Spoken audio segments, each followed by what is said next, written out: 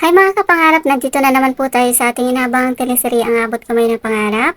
Dahil sa suggestion ni Doc natin na hindi na lang operahan si yung ex ni Dr. RJ, I mean. At natuklasan niya na yung gamot na pinainom pala dito is mali. Kung kaya, ayun, napag-alaman na din ni Doc na hindi naman na kailangang operahan siya at kailangan niya lang itigil yung gamot na tinitake niya dahil hindi yun nakakabuti sa kanya. At ayun na nga, nag-invite siya na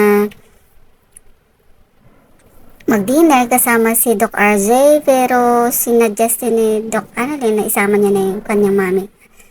Yung kanyang mami o di kaya gusto din ng ex ni Dr. RJ na isama na din si Lynette. At ayun na, dahil sa pagkakontrabida nitong ni Moira, gusto niya din makisali doon sa dinner at sinabi nito na kung gusto daw nung ex ni Dr. RJ na pahiya itong si Lynette o di kaya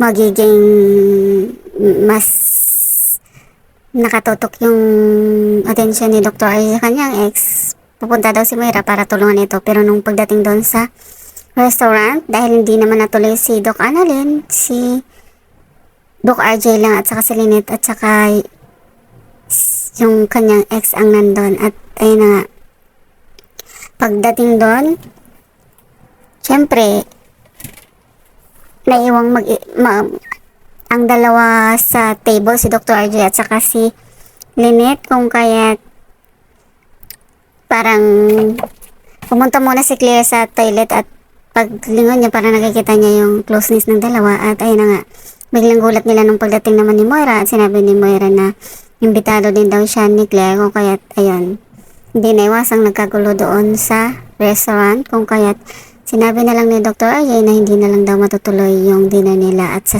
ibang araw na lang daw ito gaganapin. At ayun, napahiya na naman si Moira doon dahil talagang lumaban na si Lynette sa kanya. At ayun na nga, nagiging talunan nitong si Moira at nagmukhang tanga.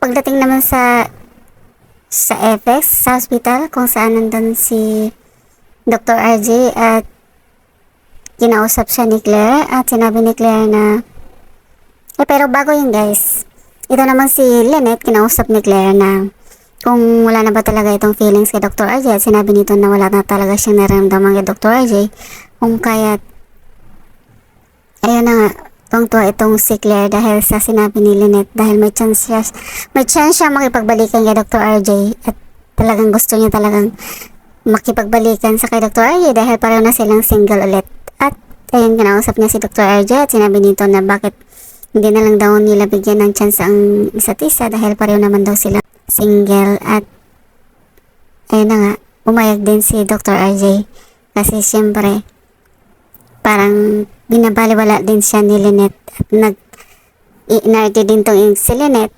Pero nung narinig na ni Doc Annalyn na talagang in-announce ng dalawa na sila na nga daw uli, nag-walkout itong si Doc Annalyn dahil hindi siya agree sa desisyon ng kanyang tatay, kung kaya ayan, nagulat din pati si Lynette nung sinabi ni Claire na nagbalikan na daw sila ni Dr. RJ at parang may ibang nararamdaman itong si Lynette dahil naman sa pag-inarte niya, kung kaya nag-desisyon si Dr. RJ na makipagbalikan dito kay Claire. At ayun na nga guys, wala namang ibang ganap, yun lang, sila Dr. RJ na ulit at ang kanyang ex na si Claire.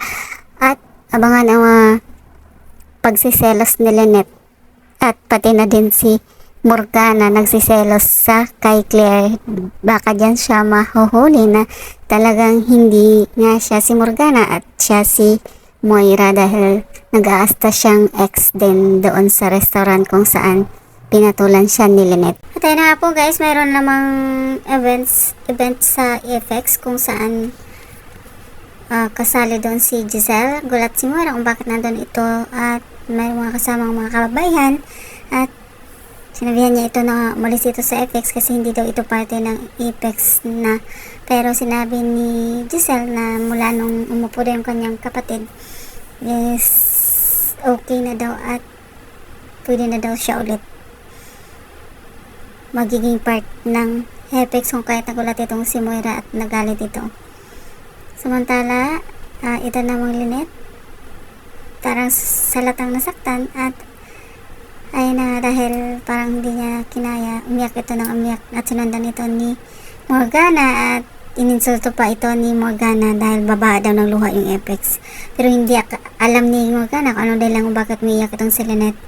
At ayun na, dumating na yung events kung saan nandun si Giselle at pinakilala nito ang kanyang kapatid na CEO at walang iba kundi si Dr. RJ. At syempre, paipal din itong kanyang ex-girlfriend na naging girlfriend na niya kuno. At sumama talaga ito sa stage para samahan si Dr. RJ at nagulat ang lahat. Pati na din si Moira. At sinabi niya kay Zoe na bakit na daw magkasama yung dalawa at sinabi ni Giselle at inintroduce na niya na si Claire daw is girlfriend na ni Dr. RJ. At mukhang nasaktan itong si Moira at sinisingin nito si Zoe kung bakit hindi nito sinabi sa kanya. At ito namang si Lynette, nag-walk out doon sa events at pumunta ito sa kanilang kusina at may isi-serve sana ito pero nasa lubong niya si Dr. RJ at nagpupumilit ito na tulungan niya si Lynette dahil mabigat daw yung dala niya. Ayaw ni Lynette at nagagalit ito. Halatang halata ni Dr. RJ na parang mabigat yung kalooban nito at ayun na nga sa pagpupumilit ni Dr. RJ bigla niyang